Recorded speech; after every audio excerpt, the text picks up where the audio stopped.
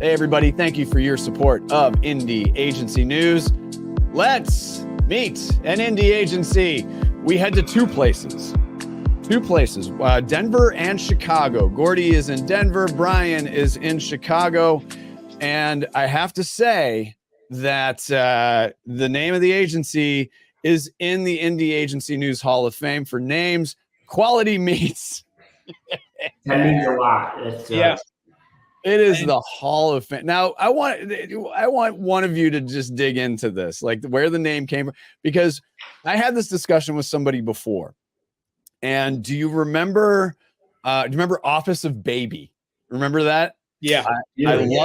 I was so disappointed when Office of Baby went away. So I want to know about the origins of the agency and the name. So give us a little bit of what did Office of Baby become? I don't remember. I'm going to have to go back and look. That's not being very professional. I mean, that's one you don't forget, though. Right. No. So tell us about Quality Meats, how it all started and how you landed on that name. It's freaking brilliant. So we're both Chicago people. Right. We both are from the suburbs of Chicago. So there's a little bit of Chicago-ness rolled up your sleeves. And naming an agency is not easy. No. Every name is taken. And while we were searching, we were just trying to look for something that kind of like spoke to what we were trying to build, which I think like in simplest terms, it's a little bit of cutting the fat from the traditional agency. Sure. Even though sometimes we like fat, it's more eliminating the unnecessary parts. Right. And more of like coming to a trusted, a butcher that you can trust and that you know you're getting a good cut of metaphorical advertising style meat from. I love that. A little more brass tacks, no bullshit mentality. Right. And something that's like a little self-effacing as well. Yeah. Well, I mean, the Chicago thing, and listen, let's be honest. Fat means flavor. So you want to leave a little bit of fat. Sometimes you want a little. Sometimes we also love eating all sorts of foods, specifically meats. So well, yeah. Well, here's the question, Brian, to you. I'm not gonna do the pizza thing because that is predictable. What's the best dipped beef sandwich in Chicago? See where I'm going with that one? Yeah. I'd go with Al's. That's kind of the classic, right? Yeah, it's a classic. I mean, I'm close. I'm in the burbs of Chicago, so I'm closer to Portillo's, but right. It doesn't do it for me like it does in like the tiny divey downtown places or whatever. Yeah, my family's from suburban Philadelphia, and so when people ask about cheesesteaks, it's you can get a tourist steak, at Geno's and Pat's, and people are gonna be like, oh no, they're the best. It's like, there's all these little holes in the wall that make better cheesesteaks. So totally. My wife's from Philly, and I do think though the Italian beef puts the cheesesteak to shame. That's just the jardiniere is the key. The juice, the wet bread, the jardiniere, the array of peppers. It's just a different. I mean, listen, I'll mess with a Chicago dog all day long. You got the sport pepper. I mean, forget it. Forget it. I just moved to Denver 2 months ago, and I was I moved here like a week before Super Bowl. And I was like, I gotta have some Super Bowl foods, and I wanted to get. I'm like, I'll go to the grocery and get some frozen Italian beef or whatever. Right. That's easy, right? Like, it doesn't exist in their stores. No. But Mustard's Last Stand. I went to Mustard's, and they kindly supplied me frozen Italian beef that I thawed and made in the crock pot, and it was very nice. Glorious. Yeah, forget it. All right, let's move on from. We can talk about this all day. All of a sudden, this show turned into. We have these tangents often. I love that. No, and I love that because you're both creatives, and I really love that. But now, remind me what year was the agency founded? 2020. Okay. June of 2020. So it was the heart of the pandemic time. Right. Perfect time. Yep. No, but I will say, like joking but not joking, there are a lot of agencies that came up 2021, and we're seeing a lot of them really find their footing. So where this lands is there's two questions here. What would you say your agency is best known for? And then what your top three core strengths are? Because everybody every agency, has a big long list of stuff that they can do. But the fact of the matter is that you probably over index corporate speak for you there on 3 things. So what would you say the agency is best known for in the top 3 core strengths? I want to say, or I guess like what we want to be known for, and I think what we are known for in terms of like, this is what we hear from clients who we're working with, or, who are coming to us, and what they like about us. And the main thing I think is high quality creative that works. It's not just creative like for the sake of creative, or it's not just kind of abstract necessarily like award winning, but it is a bit of like, even we talk about the quality meets roll up your sleeves mentality, but like kind of work, it does work hard and moves the needle a bit. Like it does have the product kind of at the forefront, right. But does so in an interesting, provocative, breakthrough kind of way, because it's important to us to kind of ground all of our work in kind of strategy that makes it breakthrough. Yeah.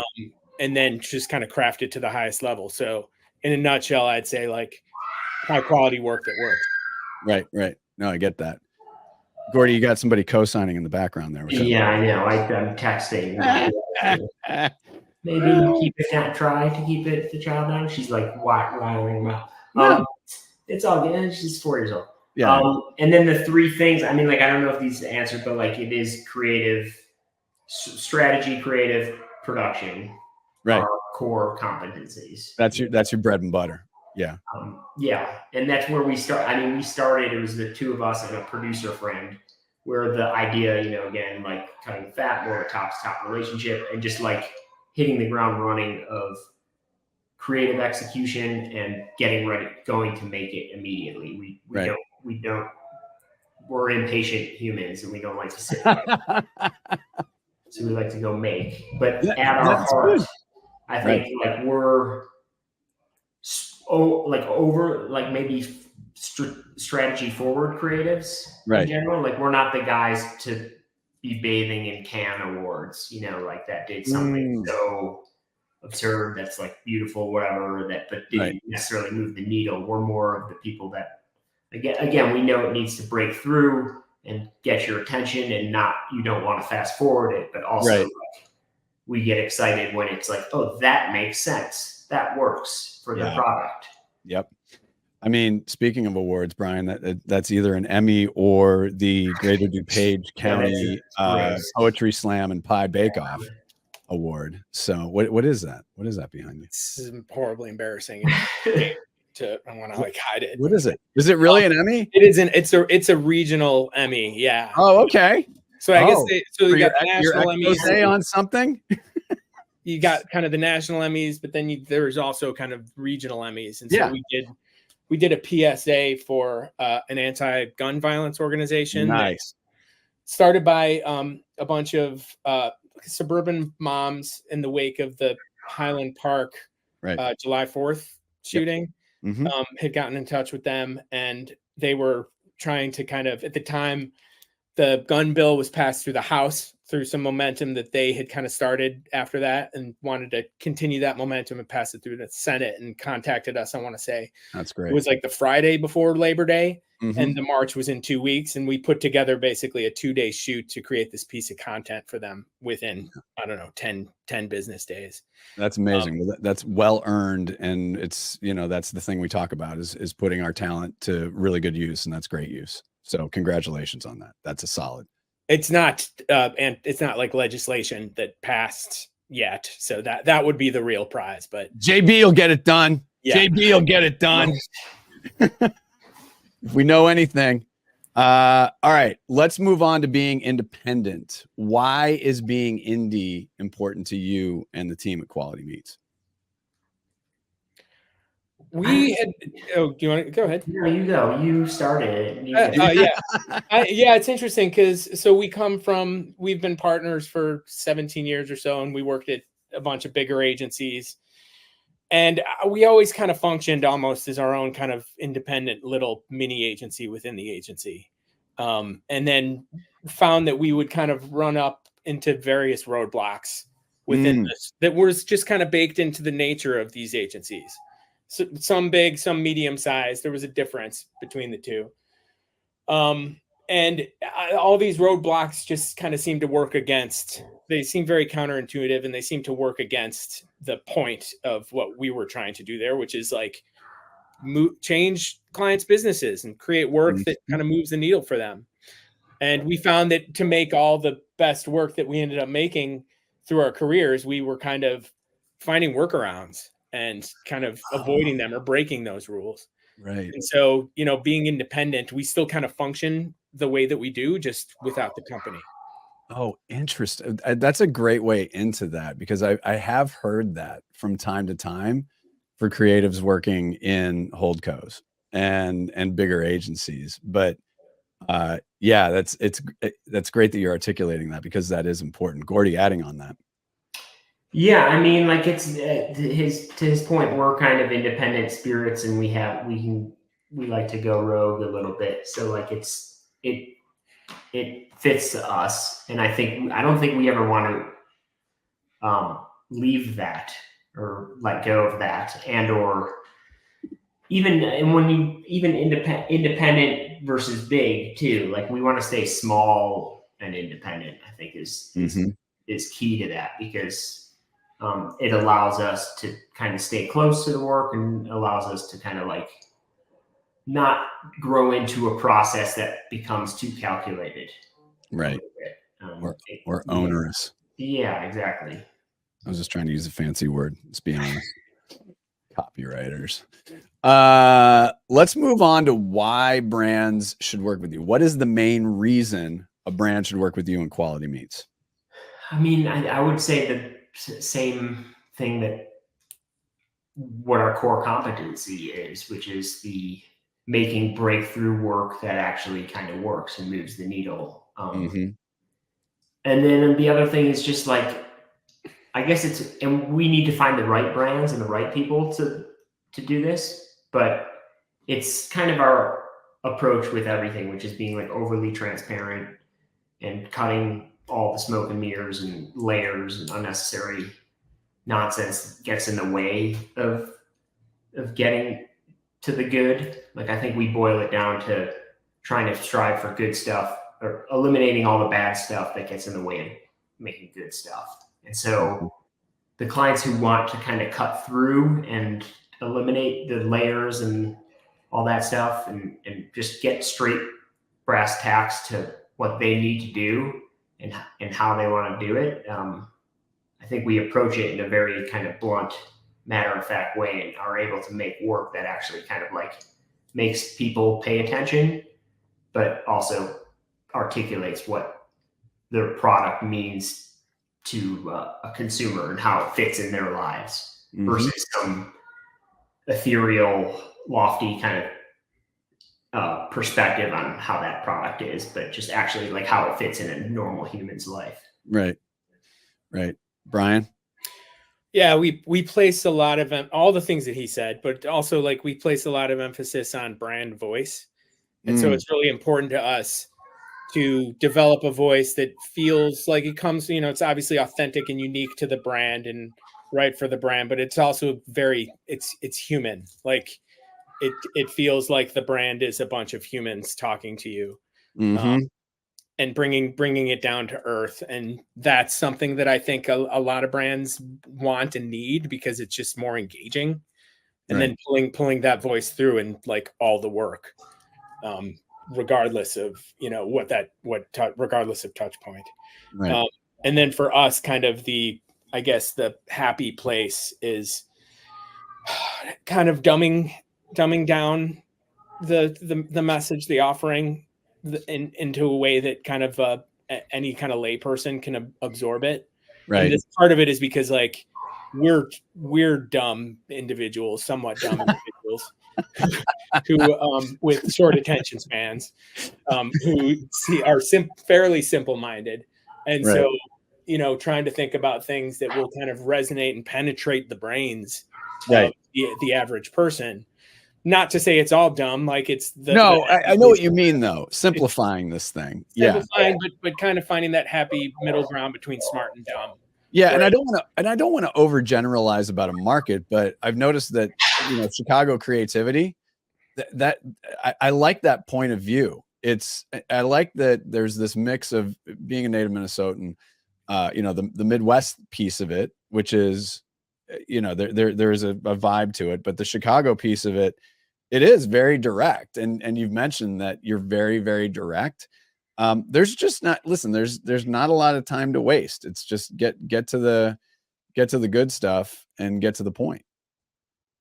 Yeah. And just in general, yeah, like consumers are smarter than we think, you know what I mean? Like, they want transparency. They don't want to be sold some, something fake or something that's not real to what that product is. Right. Just tell me what the thing is and how it plays in my life and entertain me. So I can instantly fast forward you. Exactly. Let's move on to talent. Why should talent be putting the agency on their list? Yeah, I mean, we try to develop kind of like he mentioned, kind of that mission or whatever, in terms of eliminating all the bad stuff that gets in the way of delivering the good stuff. I've never like worked for an agency where I've been like, oh, I understand kind of the point of view and the purpose of this company. And I can get, versus just like, oh, this is a company it's all kind of the same. We all just kind of try to make the best work here. Right. I guess we're trying to build a culture and a purpose and an environment where everyone is kind of on board with that and wants to contribute to that and like feel somewhat like connected to it. And it also comes, like it's like that blunt, honest, transparent vibe that we try, it's in some of the work to a certain extent in terms of when we're talking about, talking honestly about how a brand fits into people's lives and rooting, it in human truth. But it's also and in the way that we deal with clients in terms of come on in. Come say hi. No, have it come say hi. Come on. Yeah. Come on. Beautiful. Let me see. Oh, it's a gift for me. What? Good job. Nice. I love it. It's beautiful. That is awesome. In terms of like, having those honest conversations with our clients with the goal of getting to the best work most efficiently, but also as a company, having basically full access and transparency, where, everyone feels somewhat invested and they get like why we're doing what we're doing. Right. And hopefully are on board with a mission and feel like they're a part of that. Right. Gordy, anything to add on that? Yeah, I mean, the invested part is key to me. It's like we're young, we're in our adolescence still as an agency. So like, and we're still small, small size. So like, we're malleable. And I don't think even as we grow, I think we want to remain malleable and we want to have people feel like there's any person who comes in has a voice and has a place to help shape the agency in a direction that they want to. If there's a certain passion that they want or a certain even brand that they want to go after, let's talk about it. Let's figure out a way to do it. If it's not even doing advertising things, if you want to start the liquid death of toilet paper, let's figure that out, there is one. The liquid death of toilet paper? Yeah, it's called Who Gives a Crap. I have seen that, but it still is like... Oh, I know what you mean, though. Yeah. Right. They're Australian, so... Right. Yeah. But in general, like, I think that's the way we've approached it and the way we've been, like, really methodical and slow in our hiring process is finding people who are cut from the same cloth a little bit, like of the no filter, no bullshit kind of mentality and don't have like appetite for that and don't want to politic and want to just get to making great work. Yeah, that's very much a thing. Final question. This is a thought exercise. And then I have another food question for everyone here. And also potentially an anecdote that relates to Abe Frum and the Sausage King of Chicago. Nice. Whether they are a client or not, which CMO or marketer would you like to say hello to? Give a little shout out to. Say hi. We'd like to meet you. That's a good question. I think Sophia Colucci, I believe is of Molson Coors. Oh, okay. Say hello. What's up? How are you? I feel like that's like a good playground and world that we've been trying to get into. You got Coors right up the road in Golden. Just stop. Coors, we got, yeah. There's stuff in Chicago. It's kind of, and we used to work on Miller Coors back in our day, and they're doing some fun. They seem to have like rosters of agencies, and we like to find those clients who aren't like, I mean, of course, agency of record, great, we're all for that, but like we like to play the game where we're one of many agencies. Yeah, and we get to do kind of breakthrough work, and it seems like they're doing that model. Recently, with our relationship with Kimberly Clark, we've been bounced around the hallways there. Oh, okay. Yeah. And it's a good. I think that's a good fit for us. A place that has like kind of an entity of different brands under one roof. I like that, Brian. Yeah. I was just voraciously Googling the CMO at Kraft Heinz and ended up not finding his name, just the CEO. But another example of a house of brands, I think, that works with a roster of agencies, and also I think headquartered in Chicago too. But yeah, like we work well in that environment. We easily work also alongside other agencies, and we're built basically to flex whether we're working project based or in an AOR capacity. So we're just kind of suited to that sort of way of working, and also open, I think, in general to just new ways of slicing it. Yeah. You know? It doesn't have to be a traditional AOR. There's so many agencies that like it just leads to such complacency and resting on laurels. And there is something to be said for, putting everything into every project and not doing a whole charade of just trying to get more work. And a non-specific CMO, but category. I want to get into the meat alternative. Oh, okay. Plant-based. Maybe to offset our name a little bit. And we have people. Oh, that's funny. Who don't. Oh, that's funny. I would like that very much. Leslie Sims, is it? Is she at Impossible? She's awesome. Oh my God. That would be great. Oh, it's honestly been like a weird goal of mine since we started it. Oh my gosh. I just wanted to kind of Let me just check. We're just doing this while we're also because our first project was for Wiener Circle. Okay. Yeah, Leslie Sims, CMO, CCO at Impossible Foods. Right. She's the best. Just the best. And so Brian, to your point, so one idea that we knocked around, there were some indie agency news members, we were talking about this, instead of like AOR project based, we came up with this idea called a KMP, key marketing provider, or key marketing partner. Okay. Yeah. So KMP. Let's get some, no more vowels. Yeah, we can work with that. We can work with that.